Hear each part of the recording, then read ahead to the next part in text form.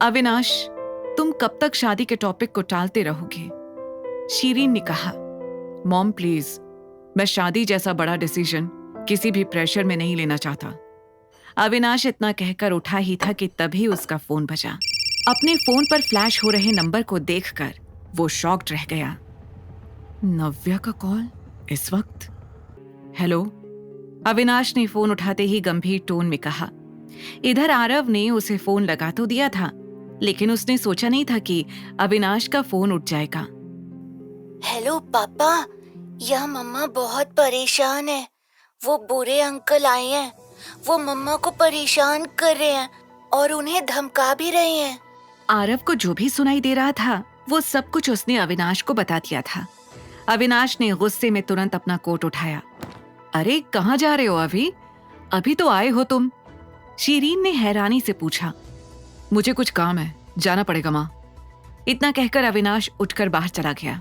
उधर नव्या ने बाहर खड़े ऋषि को जवाब देना बंद कर दिया था। कुछ देर के बाद ऋषि चला गया। नव्या ने खुद को शांत किया और आरव के पास चली गई। आरव ने जैसे ही नव्या को अंदर आते हुए देखा, झट से फोन को अपनी स्टोरी बुक के नीचे छिपा लिया। आरव, तुम जाग रहे हो? मुझे लगा सो गए होगे। नव्या ने अपने इमोशंस को छुपाते हुए कहा। कौन आया था मम्मा? आप रो रही थी क्या? आरव ने पूछा।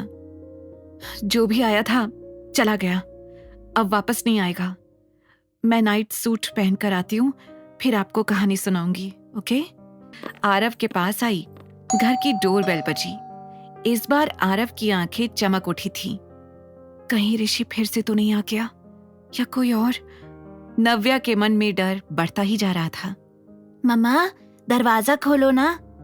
आरव ने बड़ी उत्सुकता से कहा। नव्या को समझ नहीं आ रहा था कि क्या करना चाहिए। वो उठकर बाहर गई और दरवाजे की मैजिक आई से बाहर देखने लगी। अविनाश, उसके मुंह से निकला। कहाँ है वो? कौन? वही ऋषि शेखावत जो यहाँ आया था। अविनाश के मुंह से यह सुनकर नव्या शॉक्ड थी। तुम्हें कैसे पता ऋषि के बारे में? नव्या ने पूछा। अविनाश की नजरें आरव पर थीं और आरव की नीचे। नव्या समझ गई कि आरव ने ही अविनाश को कॉल करके बुलाया होगा। आरव, ये आपने? नव्या ने जैसे ही पूछा, अविनाश ने झट से कहा। बुलाया किसी ने भी हो, ऋषि कहाँ है और इतनी रात को वो यहाँ पर क्या करने आया था? वो यहाँ। नव्या कुछ कहती, उससे पहले ही आरव ने बोलना शुरू कर दिया। वो बुरे अंकल आकर मम्मा को परेशान कर रहे थे। वो ये भी कह रहे थे कि मम्मा को वो बूढ़े वाले अंकल से शादी करनी पड़ेगी, वरना वो लोग हमें और भी ज्यादा परेशान करेंगे। आरव ने जो कुछ भी अपने कानों से सुना था वो सब अविनाश को बता दिया। अविनाश नव्या को देख रहा था। आरव बड़ी, मेरे लिए एक गिलास पानी लेकर आओगे? अविनाश ने कहा और आरव को पानी लाने के बहाने किचन में भेज दिया। मैं कुछ सजेस्ट करना चाहूंगा। नव्या हैरानी से उसे देख रही थी। उसने कभी नहीं सोचा था कि आरव के एक कॉल पर अविनाश आहूजा यहां तक आ जाएगा और अब वो उसकी मदद भी करना चाहता था। I don't know how I should ask this, but will you marry me? Avinash ने बड़ी हिम्मत के साथ एक ही सांस में ये कह दिया। ये सुनकर नव्या सन रह गई। क्या? शादी? उसने चौंकते हुए कहा। वो फटी आंखों से अविनाश की ओर देखे जा रही थी।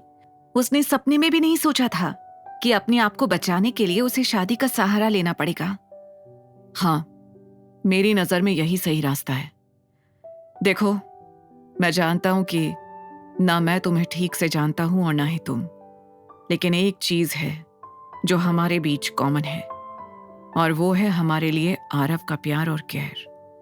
वो भले ही मेरा बेटा नहीं है, लेकिन तुम भी जानती हो कि मैं उसे जरा भी प्रॉब्लम में नहीं देख सकता। अविनाश ने कहा। पर इसके लिए शादी? मैं आरव का ध्यान रख लूंगी अविनाश। नव्या ने हड़बड़ाकर कहा। आई नो तुम अकेले उसका ध्यान रख सकती हो, पर जिस तरह से तुम्हारे घर वाले तुम्हारे पीछे पड़े हैं, मैं नहीं चाहता कि आरव को अब ये सब और फेस करना पड़े। अविनाश ने कहा। उसकी बातों ने नव्या को पूरी तरह से ब्लैंक कर दिया था। मैं जानता हूं कि तुम शादी के लिए रेडी नहीं हो, इसलिए मैं कॉन्ट्रैक्चुअल मैरिज के बारे में बात कर रहा हूं। तुम जो चाहे वो क्लॉज डलवा सकती हो उसमें। और तुम्हारी फैमिली, वो क्या कहेगी? उनकी चिंता तुम मत करो। मैंने हमेशा से वही किया है जो मुझे ठीक लगता है। आगे की कहानी जानने के लिए देखिए अगला एपिसोड सिर्फ पॉकेट FM के YouTube चैनल पर, और द रिटर्न के सारे एपिसोड्स को सुनने के लिए डिस्क्रिप्शन में दी लिंक से डाउनलोड करें पॉकेट FM ऐप।